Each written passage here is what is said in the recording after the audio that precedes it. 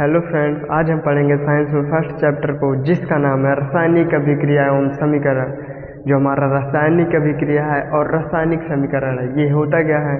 तो एक केमिस्ट्री से बिलोंग करता है, यानी केमिस्ट्री का एक टॉपिक है। तो इस टॉपिक को हम बहुत अच्छे से समझेंगे, क्योंकि यह हमारे बोर्ड एग्जाम यानी कक्षा 10 के लिए सबसे ज़्यादा इम्पोर्टेंट होता है। अगर ये हमें समझ नहीं आएगा तो हमें आगे का जो कहानी यानी आगे का जो प्रोसेस है केमिस्ट्री है वो बिल्कुल भी समझ में नहीं आएगी। तो इसे हमें अच्छे से समझना होगा। तो आइए चलते हैं हम अपने टॉपिक पर। तो जो हमारा दिख रहा है कि रासायनिक अभिक्रिया एवं समीकरण। पहले हम रासायनिक अभिक्रिया की बात करते हैं। देखिए, रासायनिक अभिक्रिया होता क्या है? रासायनिक अभिक्रिया यानी रसायन हमें सबसे पहले जानना होगा। तो रसायन क्या है? रसायन यानी केमिकल्स, यानी जितने भी पदार्थ हैं, जितने भी हमारा मेटल्स हैं, ऑर्गेनिक कंपाउंड हैं, वगैरह वगैरह की जितने भी दिखाई देने वाली चीज़ें हैं, ये सभी केमिकल से बनती हैं। तो जो केमिकल से बनती है उसे कहते हैं हम रसायन पदार्थ। और जो हमारा रासायनिक अभिक्रिया होती है, यानी उसमें जो क्रियाएं होती हैं, कैसे वो डेवलप हो रहा है, कैसे डिस्ट्रॉय हो रहा है, उसी को कहते हैं रासायनिक अभिक्रिया। रासायनिक अभिक्रिया को जानने से पहले हम एक बात जानना होगा कि जो हमारा रसायन है वो है क्या। तो रसायन को जानने से पहले हमें दो पार्ट में देखना होगा। जो हमारा दो पार्ट दिख रहा है वो होता है एक भौतिक परिवर्तन और एक होता है रासायनिक परिवर्तन। तो भौतिक परिवर्तन को हम सबसे पहले जान लेते हैं। भौतिक परिवर्तन में क्या होता है? जब पदार्थ की अवस्था में परिवर्तन होता है, यानी जब हमारा कोई भी कंपाउंड होगा, जो भी हमारा पदार्थ है, हमारा डस्टर है, अगर इसमें कोई भी परिवर्तन होता है, जैसे कि इसको हम काट के डबल बना दे, तो जो हमारा परिवर्तन होगा रहेगा तो डस्टर ही, लेकिन इसका जो अवस्था है वो चेंज हो गया, पहले बड़ा था फिर छोटा हो जाएगा। तो इसी तरह हम जान लेते हैं कि जो हमारा भौतिक परिवर्तन है क्या। तो भौतिक परिवर्तन हमारे लिए मोस्ट इम्पॉर्टेंट है और डेली कोई ना कोई चीज़ें होती रहती है इसमें। जैसे कि हमारा एक घर है और घर का टूट गया, तो अगर छत टूट गई है तो जो हमारा परिवर्तन हुआ है वो रासायनिक परिवर्तन नहीं, भौतिक परिवर्तन हुआ है। भौतिक परिवर्तन कैसे? भौतिक अवस्थाएं होती हैं, ठोस, द्रव, गैस, अगर इसमें भी कोई परिवर्तन हो रहा है तो हमारा वो भौतिक परिवर्तन होगा। लेकिन रासायनिक परिवर्तन में क्या होता है? तो रासायनिक परिवर्तन में गुणधर्म चेंज हो जाते हैं। यदि हम कोई पदार्थ है, यदि हमारे पास कोई पदार्थ है और उससे हम कुछ भी कर रहे हैं या रासायनिक अभिक्रिया करा रहे हैं, तो वो अपना रूप ही चेंज कर लेगा। रूप के साथ साथ उसमें केमिकल प्रॉपर्टीज यानी गुण भी उसके बदल जाएंगे। उसका रंग बदल सकता है, उसमें से गैस निकल सकती है, हीट यानी गर्मी उसमें से निकल सकती है, उष्मा निकल सकती है। तो इससे हम पता लगा लेंगे कि हमारा रासायनिक परिवर्तन हो रहा है। तो सबसे पहले जान लेते हैं कि भौतिक परिवर्तन में क्या क्या ऐसी चीज़ें हैं। कुछ एग्जाम्पल को हमें जानना होगा जिससे हम पता कर लेंगे कि हमारा भौतिक परिवर्तन है। तो एग्जाम्पल में हम इसको देख लेते हैं कि इसमें क्या होता है। तो चलिए देखते हैं। भौतिक परिवर्तन जब पदार्थ की अवस्था में परिवर्तन होता है। भौतिक परिवर्तन अवस्था में परिवर्तन का मतलब जैसे कागज है तो कागज मुड़ गया, यानी हमारे पास एक कागज है, हम उसको मोड़ दिए। पहले कागज लंबा था, चौरस था, लेकिन अब वो छोटा हो चुका क्योंकि मुड़ गया, लेकिन रहेगा तो कागज ही। तो इसी तरह हम पता कर लेंगे कि वो हमारा भौतिक परिवर्तन है। जैसे कि आप देख सकते हैं, नमक और पानी को जब घोल देंगे तो हमारा नमक पानी बन जाएगा, यानी जो नमक के कण है वो उसमें है लेकिन पूरी तरह से गायब नहीं हुआ है। गायब नहीं हुआ तो इससे हम पता लगा लेंगे कि भौतिक परिवर्तन है। यदि हम चाहें तो उसे पुनः प्राप्त कर सकते हैं, गर्म करके नमक अलग हो जाएगा, पानी अलग हो जाएगा। इसी तरह हम बात करें तो कांच का टूटना, जैसे हमारे पास एक कांच की बोतल है और अगर टूट गई है तो सिर्फ उसके आकार में परिवर्तन हुआ है, तो हमारा रहेगा तो कांच ही। तो इसीलिए हम पता कर लेंगे कि हमारा भौतिक परिवर्तन है। और जैसे कि लकड़ी है, लकड़ी अगर कट चुकी है तो उससे भी हम पता लगा लेंगे कि हमारा भौतिक परिवर्तन है।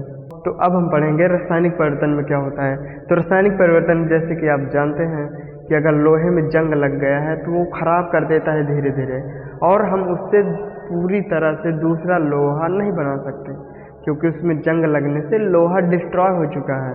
तो एक नया पदार्थ बना हुआ है जिसका नाम है मूर्छा, यानी जंग लग चुका है। जो हमारा जंग होगा वो अलग पदार्थ बन चुका है लोहे की वजह से, यानी लोहा किस में परिवर्तन हो गया?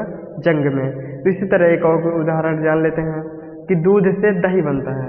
तो हमारा जो दूध होगा उससे हम दही बनता है तो जो हमारा दूध होगा उससे हम दही बनाएंगे तो एक अलग ही उसमें प्रोसेस होती है। उसमें बैक्टीरियाज आ जाते हैं और उसमें केमिकल रिएक्शनें होती हैं जिससे वो हमारा दूध से दही बन जाता है। इसी तरह और उदाहरण जान लेते हैं कि जब हम सांस लेते हैं तो हम ऑक्सीजन लेते हैं और कार्बन डाइऑक्साइड छोड़ देते हैं। तो इससे हम पता कर सकते हैं कि लिए तो हम ऑक्सीजन है लेकिन छोड़ क्या रहे हैं, कार्बन डाइऑक्साइड। तो इससे हमारा जो केमिकल रिएक्शन होंगी वो होगा रासायनिक परिवर्तन। और इसी तरह जैसे प्रकाश संश्लेषण यानी पेड़ पौधे जो खाना बनाते हैं उसमें भी रासायनिक परिवर्तन होता है। पेड़ छोटा था फिर बड़ा हो चुका, हम छोटे थे बड़ा हो चुका। इसी तरह जितने भी सारे क्रिएचर्स हैं, प्राणी हैं, उसमें रासायनिक ही परिवर्तन ज़्यादातर होते हैं। हालांकि भौतिक परिवर्तन भी होते हैं लेकिन ज़्यादा ये मैटर नहीं करता। हमारे लिए मोस्ट इम्पॉर्टेंट है रासायनिक परिवर्तन। लेकिन रासायनिक परिवर्तन को पहचानने के लिए हमें करना क्या होगा, हम कैसे पहचानेंगे कि हमें रासायनिक परिवर्तन हमारा रासायनिक परिवर्तन यहाँ पास हो रहा है। तो उसको जानने से पहले जैसे हम जानते हैं कि जब कोई क्राइम होता है यानी क्रिमिनल होता है वो किसी न किसी तरह अपना सबूत छोड़ जाता है। और उसी तरह केमिस्ट्री में रासायनिक परिवर्तन भी जब परिवर्तन होता है तो कोई न कोई अपना सबूत छोड़ जाता है। तो उसी प्रकार केमिकल्स भी अपने सबूत छोड़ जाते हैं जिससे कि हम पता लगा लेते हैं कि वो हमारा कि उसमें रासायनिक परिवर्तन हो रहा है। तो हम इसको जान लेते हैं कि कैसे पता कर लेंगे कि हमारा रासायनिक परिवर्तन हो रहा है। तो आइए देखते हैं। तो अब हम उन सबको बारी बारी से पढ़ लेते हैं।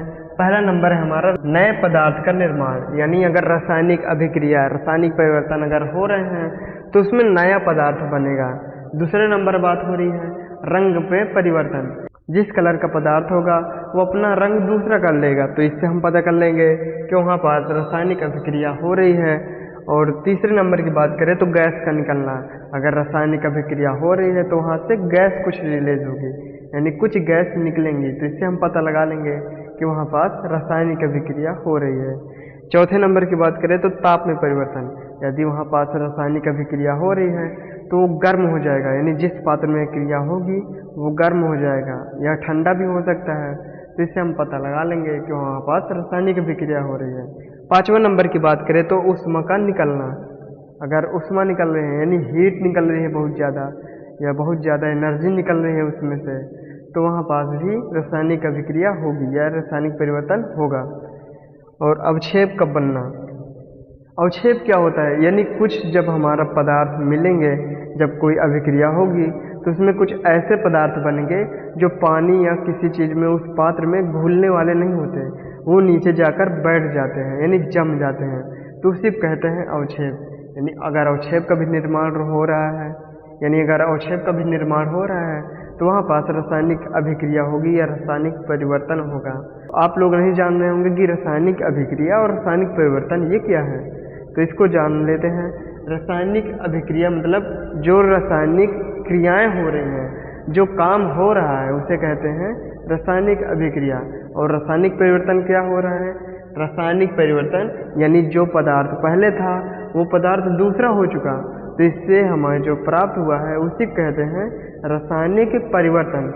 तो आशा करते हैं आप लोग समझ गए होंगे। अगर नहीं सुने आए तो इस वीडियो को स्किप करके देख सकते हैं, आपको ज़रूर समझ में आ जाएगा। अब मिलेंगे अगले वीडियोस में, तो हम बारी बारी से इन सबको पढ़ लेंगे अगली वीडियोस में। तो जय हिंद, थैंक यू।